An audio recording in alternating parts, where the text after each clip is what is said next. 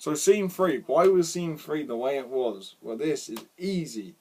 Because if you actually see the film, which I presume you are, the scene 2 immediately cuts into scene 3. There's like he's about, so at the end of scene 2 he's about to wheel into the classroom, and then it cuts to a different angle, more of a sitcom-y angle, where it's just the character in the wheelchair wheeling in.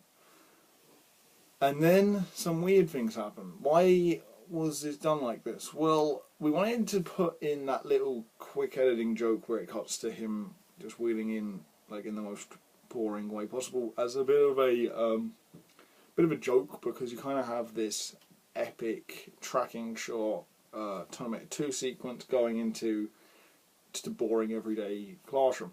So once that happened, why did the film go black and white when it did is another question that I'm going to answer here. Because why I wanted to make the film go black and white, and also why I used the track, The Drop by Gamer, which I need to credit in my FMP, but why that track was used and why it went black and white is because the track I used, which is called The Drop by Gamer, kind of has this dreamy start to it.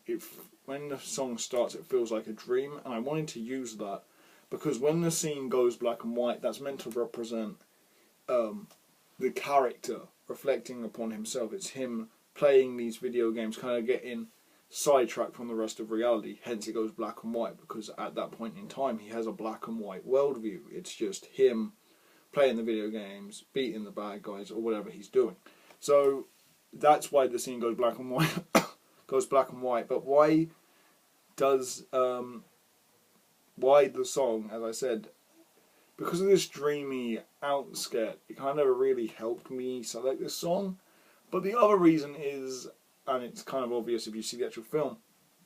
So basically, I'm just going to break down the scene if you haven't seen it. So it'll go black and white, the song starts, then the song fades out, then it'll go to just a shot of a teacher going, "Get on with your work. If you don't finish your work, you don't get your exams done." And then he will turn, shrug, and there'll probably be like a laugh track or something. And then, this is where it gets interesting, the song comes back in, it goes back to black and white. Now, why that song kind of helps me link it to the scene is because the teacher then goes back and tries to talk to him, but because the song is so loud, you can hardly hear what she's you can hardly hear what she's saying within the film. Which is good because it kind of actually puts the audience in the same boat as the player, because he wouldn't be able to hear what she's saying because he's playing video games and focusing on that. So that's why I chose that song, because it has this really bass-driven bit where you can hardly hear what the teacher's saying when you put the two things together. So it sounded really good, basically. So that was just a quick breakdown of scene 2.